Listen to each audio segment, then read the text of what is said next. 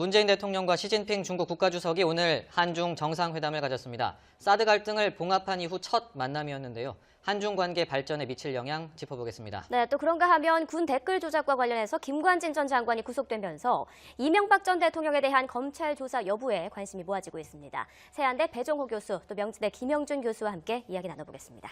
안녕하십니까? 안녕하세요.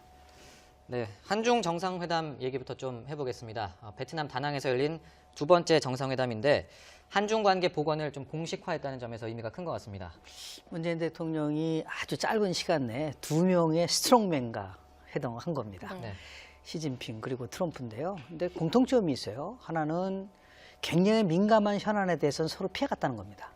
우리가 얘기하는 트럼프 때는 한미 FTA, 그리고 이번에 시진핑 주석과에는 그 사드 문제는 싹 빠져나갔어요. 그리고 실질적으로 보면은 미래에 대한 얘기가 훨씬 더 많았습니다. 네. 그래서 오늘 회동의 핵심이라고 하는 거는 뭐 시진핑 주석이 얘기한 거에 다 농축되어 있는데요. 새로운 출발이고 좋은 시작이다. 그러니까 다시 얘기해서 대통령도 얘기를 했지만은 한중 관계가 일시적으로 굉장히 어려운 점이 있었지만 결국은 한 4개월 동안의 공부 기간을 넘어서서 새로운 전 분야에서의 교류 협력을 조속히 회복하자라고 하는 선언적 의미가 있는데요. 그럴 수밖에 없는 게 43분간 회동을 했다는 거는 시간이 너무 짧습니다. 실질적으로 많아야 한 분이 한 15분 정도를 얘기할 정도밖에 안 되기 때문에 이러한 이제 문제를 해결하기 위해서 다음 달 한중 정상회담을 하면 훨씬 더 포괄적인 협의가 이루어질 거라고 봅니다. 네. 민감한 부분은 피해갔다 이런 말씀을 김 교수님께서 해주셨는데요.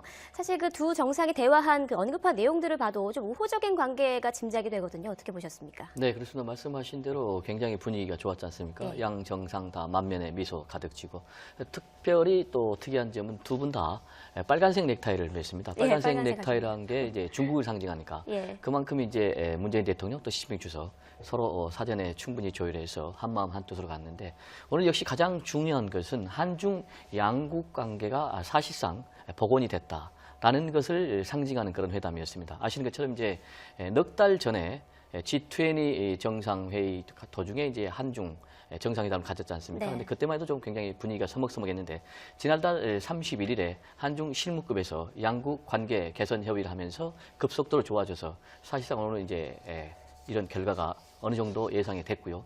특별한 것은 오늘 중요한 결론이 나온 게 다음 달 그러니까 12월 중에 문재인 대통령이 중국을 방문해서 제3차 한중 정상회담을 갖는다는 것 아니겠습니까? 네. 이게 굉장히 중요하고 그리고 이제 평창 동계올림픽의 성공을 위해서는 중국의 참여가 필요한데 시진핑 중국 국가주석 참여를 요청을 하니까 최대한 노력하겠고 본인이 혹시 못 가더라도 고위급 대표단 보내겠다. 이 부분이 굉장히 중요하고요. 그리고 이제 한반도 핵 문제 관련해서 이제 비핵화 원칙 같이 하고 안정적 관리를 위해서 노력하고 또 그리고 평화적인 해결을 위해서 노력하겠다라는 얘기를 했고요.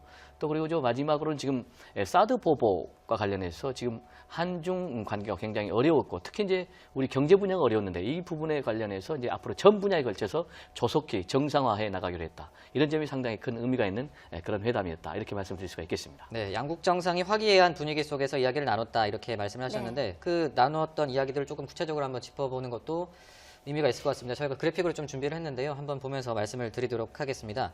오늘 이 한중 정상회담 문재인 대통령이 우리말 속담을 인용을 했습니다. 비 온 뒤에 땅이 굳는다 이런 속담과 그리고 중국의 사자성어를 또 인용을 했습니다. 매경한고라는 사자성어를 인용을 했는데요. 네. 또 시진핑 주석 같은 경우에는 뭐 중대 계기가 됐다, 공동의 이익이 있다 이런 표현을 했습니다. 이 자, 표현들과 예. 관련해서 좀 의미가 있다고 보실 수 있을까요? 어떻게 보십니까? 뭐 누차 강조를 하지만 한중은 일방적으로 어느 쪽이 우위에 있다고 이제 얘기하기가 어려워요. 대한민국은 아시다시피 무역의 규모로 보더라도 가장 많이 우리가 수출하는 나라가 미국이 아니라 중국이고요. 중국이 우리에게 경제 보복을 굉장히 가하면 우리만 피해를 보는 게 아닙니다.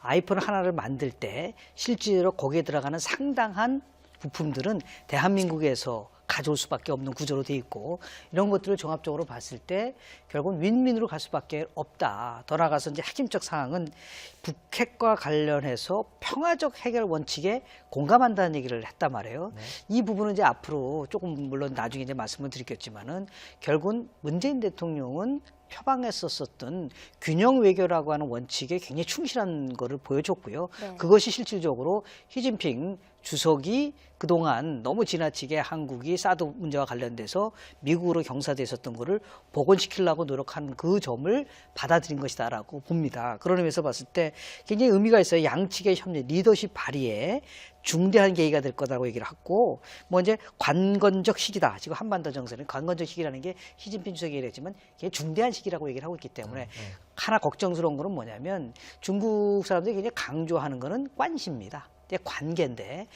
굉장히 불편했던 관계를 다시 회복을 했는데 이게 다시 무너졌을 때는 이 복원력이 거의 무너져 버린다. 그게 굉장히 지금 우리 어떤 면에서 봤을 때는 오늘 회동이 굉장히 좋은 모습을 보였지만 살얼음판을 걷고 있는 거랑도 마찬가지입니다. 그만큼 균형 외교는 굉장히 어려운 그런 부분이기 때문에 문재인 대통령이 어떠한 리더십을 보이냐. 그래서 시진핑 주석도 뭐라고 얘기했냐면 리더십을 발휘하는 데 있어서 중대한 계기가 될 것이라는 그 말을 우리 한번 깊이 새겨봐야 될 거라고 봅니다. 네, 또 관계 회복의 의미에서 앞서도 이야기했지만 다음 달 12월이죠. 이제 문재인 대통령이 중국을 방문해서 세 번째 정상회담을 갖게 되는데요.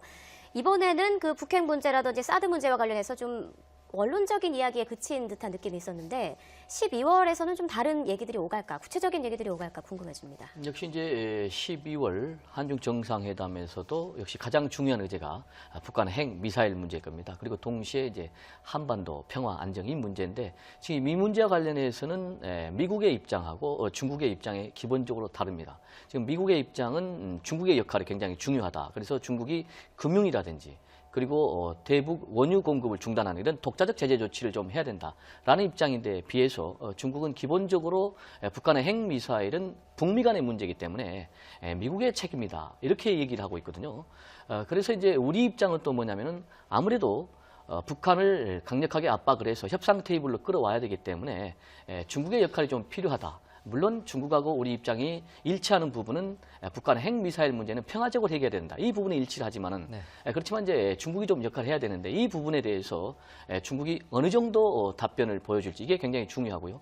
그래서 이제 다음 달 정상회담에서 가장 중요한 것은 문재인 대통령이 중국의 역할을 어느 정도 끌어내느냐 이 부분이 가장 중요하다고 말씀드릴 수가 있겠습니다. 그리고 이제 또 하나는 지금 현재 우리가 앞으로 사드 보복 조치와 관련해서 해 나가기로만 했지 실질적으로 지금 한중 간에 지금 완전히 개선된 건 아니죠. 물론 지금 이제 오늘 광군제지 않습니까? 독신자들을 위한 11월 11일 그래서 쌍십제라고 하는데 이날 계기로 해서 지금 전지현 우리 한류 스타가 이제 중국의 전역에 다시 광고가 돼서 이 한한령이 좀 풀리는 그런 조짐을 보이고 있는데 이 부분이 앞으로 적극적으로 전 분야에 대해서 한한령이 풀리고 또 중국의 관광객이 다시 한국을 찾는 이런 방면으로 또 양국 간에 합의가 될 그런 필요가 있고요.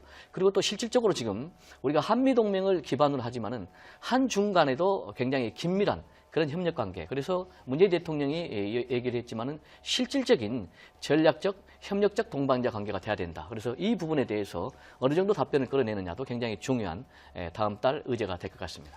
김 교수님은 어떻게 보십니까? 다음 달? 의제에 대한 문제 뭐 나름대로 조율을 하겠지만은 실질적으로 세 가지 변수가 있어요. 첫 번째는 북한의 도발입니다.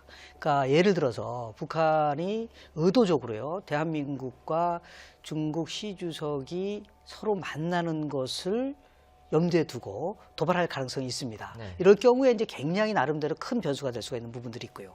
두 번째는 지금 뭐 트럼프는 솔직한 얘기로 이번 그 아시아 방문의 핵심은 통상이었습니다. 이 통상에 대한 어젠다를 어느 순간에 이제 안보로 바꾸는 부분들, 그리고 더 나가서 균형 외교가 성공하냐 성공하지 않느냐는 관계의 가장 핵심적 사항은요, 우리에 의해서 결정되는 게 아닙니다. 제가 볼 때는 결국 미국과 중국과의 관계가 어떻게 우호적으로 계속해서 끌고 갈 수 있느냐라는 부분들이 굉장히 중요하다. 그 마지막으로는 지금 우리가 간과를 하고 있지만은 미국의 도움을 받아서 일본이 군사 대국화하는 것이 얼마나 빠른 속도로 진행되느냐. 특히 이번 선거를 통해서 자민당이 압승을 하지 않았었습니까? 그러니까 결국은 전쟁할 수 있는 나라를 만들겠다라고 하는 이 아베의 계획과 결국은 그 로드맵이 맞물려 들어갈 수가 있거든요. 이 변수가 한국하고 중국하고의 정상회담 이전에 어떤 형태라도 하나라도 여기서 만약에 우리가 생각하는 변수가 나오면 모든 어젠다는 그쪽 방향으로 흘러갈 수 있는 부분이 충분히 있다라는 생각을 좀 합니다. 자, 또 평창 동계올림픽에 이제 문재인 대통령이 시 주석을 초청을 했단 말이죠. 그런데 과연 진짜 올 것인지, 근데 만약에 오게 된다면 굉장히 또 많은 의미와 효과들이 있을 것 같아요. 네, 오늘 이제 시진핑 주석의 발언의 뉘앙스를 보면은 좀 오지 않을 가능성이 큰 것 그렇게 같아요. 들리더라고요. 혹시 자신이 못 가게 되면은 고위급 대표단 보내겠다 했는데 네. 올 것 같으면 사실 그 얘기는 안 하죠. 그렇지만 이제 우리 입장에서는 시진핑 중국 국가주석이 오면은 굉장히 큰 도움이 되는 게 네. 대회 자체의 위상이 크게 높아지는 거죠. 이제 G20 중에 한 나라의 국가 주석이 오니까 굉장히 크게 도움이 되고요. 그리고 두 번째로는 또 시진핑 중국 국가 주석이 오면은 기본적으로 중국인들의 관심이 이제 환기가 되고 또 중국의 관광객들이 대거 평창 동계 올림픽 즈음에서 한국을 찾지 않겠습니까? 그럼 이제 우리에게 큰 이익이 되고요.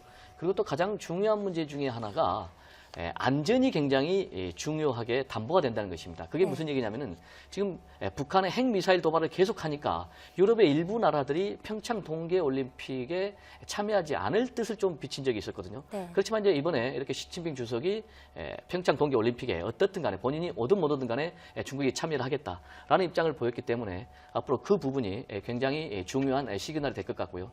또 하나는 이제 북한에 대해서도 강력한 대북 메시지가 될 것으로 전망이 됩니다.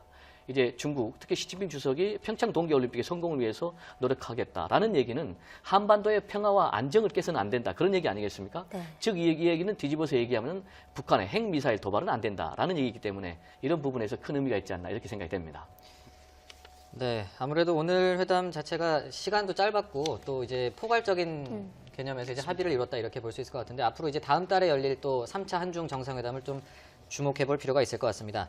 이야기를 좀 바꿔보겠습니다. 김관진 전 국방부 장관이 결국 구속이 됐는데요. 이명박 전 대통령에 대한 수사가 불가피하다는 이야기가 나오고 있습니다. 결국 뭐 마지막에 검찰의 포토라인에 이명박 전 대통령을 세우냐 안 세우냐로 지금 모든 어젠다가 바뀌었습니다.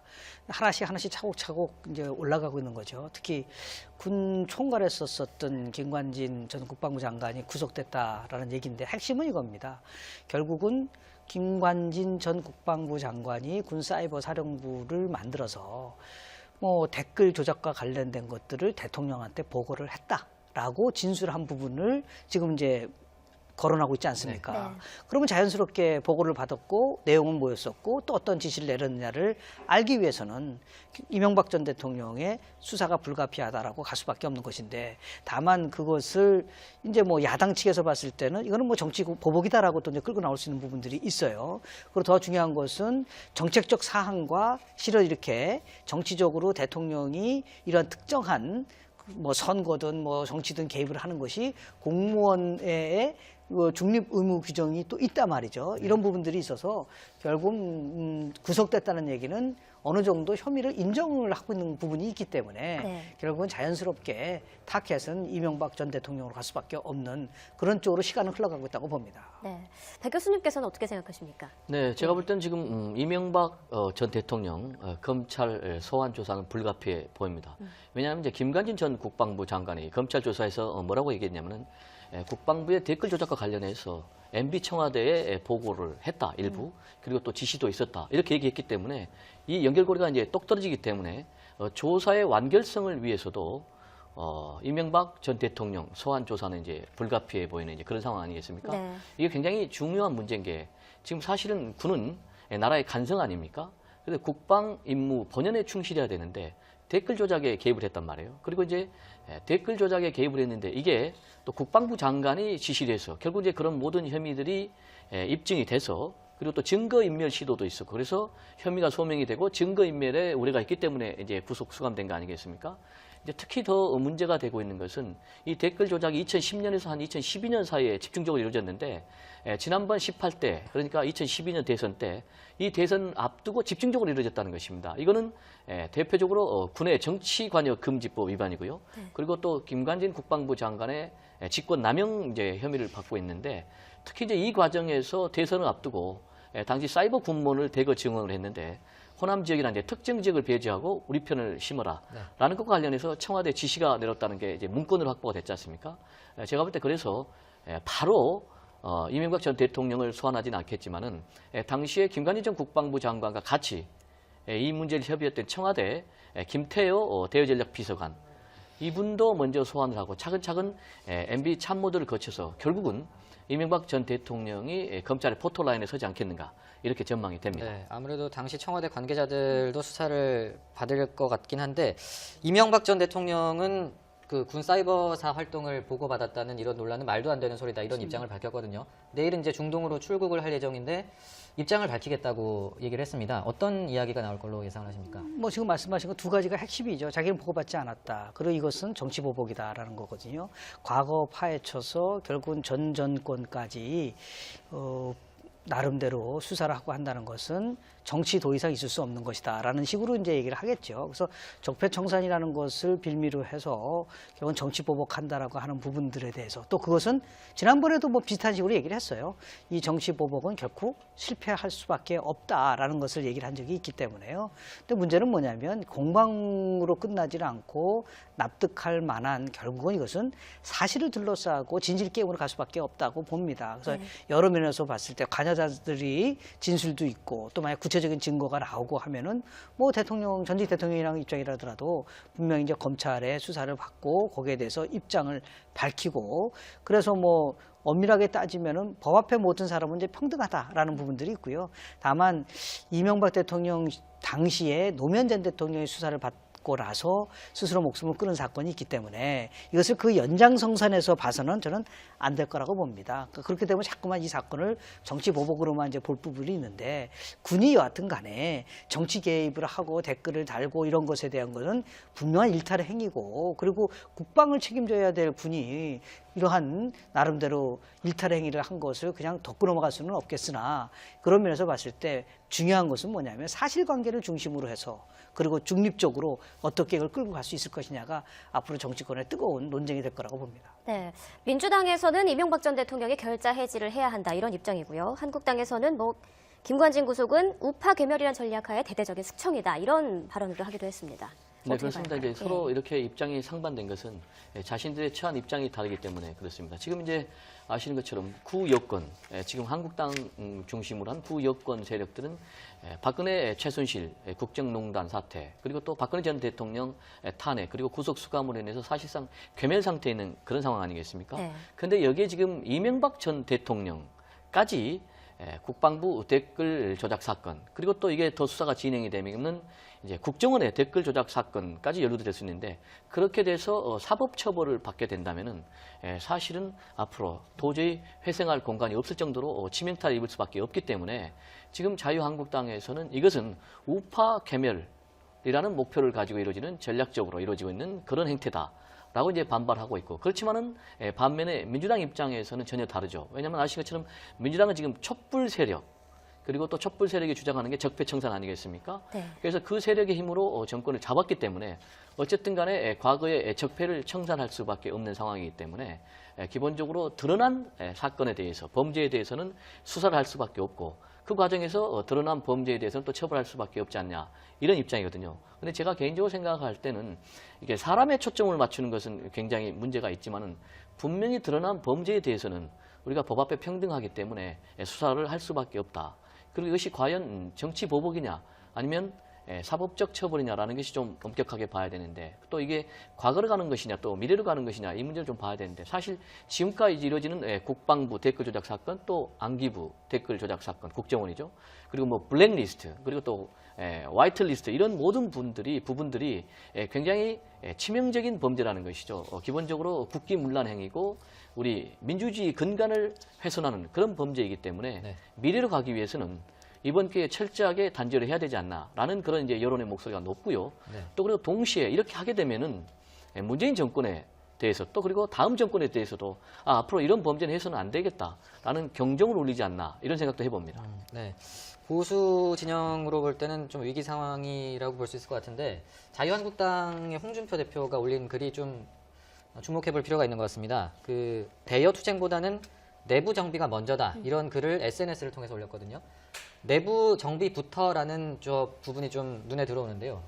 홍준표 대표의 발언 어떻게 보십니까? 홍준표 대표가 대구를 방문해서 박근혜 전 대통령을 제명을 할 수밖에 없는 이유를 어떻게 설명을 했냐면 보수가 살아야 박근혜 전 대통령도 살 수 있다 이제 그런 논리였었거든요. 그런데 보수가 이제 괴멸 상태에서 다시 재건할 수 있기 위해서는 다양한 무슨 요인이 있겠지만은 가장 큰 것은 박근혜 전 대통령과의 관계를 재정립하고 결국은 친박을 청산하는 것이 가장 중요한 과제다라고 보고 있는 것인데 지금 자유한국당 내에 친박 세력들은 끝까지 지금 이제 내부 투쟁을 이제 벌이고 있는 상황 아니겠습니까? 네. 그런 의미에서 봤을 때 과거에 친노 세력들이 대선에서 패배하고 보여줬던 행태와 현재 자유한국당에서 친박이 보여주는 행태는 이거는 너무나 차이가 많이 난다. 당시에 친노는 패족이라고 하면서 깨끗하게 잘못을 인정하고 그리고 국민 앞에 고개를 숙이고 잘못을 앞으로 시정하겠다는 선언을 했는데 반해서 친박은 단 한 번도 그런 적이 없어요.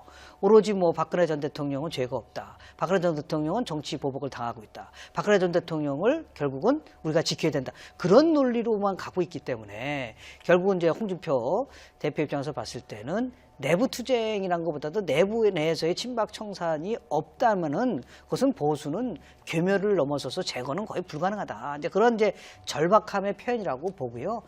뭐 자신은 뭐 결국은 승리할 것이라는 확신을 갖고 있다고 얘기를 하고 있지만 정말 친박이 자신들에 대한 책임감을 느낀다고 한다면 12월에 있을 의총에서 이제 새 원내대표를 뽑지 않습니까? 네. 친박 인사들은 후보를 내서는 안 됩니다. 그리고 물러나 있고 그리고 다시 한번 새롭게 나올 수 있는 계기를 결국은 이제 비박한테 주고 그것을 책임지는 모습을 보여줘야 되는데 끝까지 또 원내대표 경선에서 친박 후보 내놓고 경쟁하고 승리하겠다.